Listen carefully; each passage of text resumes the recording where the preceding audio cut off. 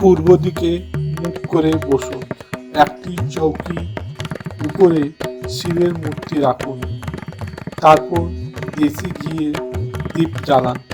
ভগবানকে আবাহন করুন আর সংকল্প নিন। শিবকে দুধ, দই, ঘি, গঙ্গা জল, মধু আর গুড়া দিয়ে স্নান করান। বস্ত্র, জনেও, ভস্ম, সাদা বা হলুদ টিকা লাগান। ফুল মালা, ধুদুর ফুল, বেল পাতা, সম্মির পাতা, ইত্র, তুলসী, মঞ্জরি আর আবির গুলাল দিয়ে পুজো করুন। নৈবেদ্য পান, সুপুরি, লবঙ্গ, ইলাইচি আর দক্ষিণা অর্পণ করুন। তারপরে ধূপ, দীপ, কর্পূর দিয়ে আরতি করুন আর শেষ বেলায় ক্ষমা চান।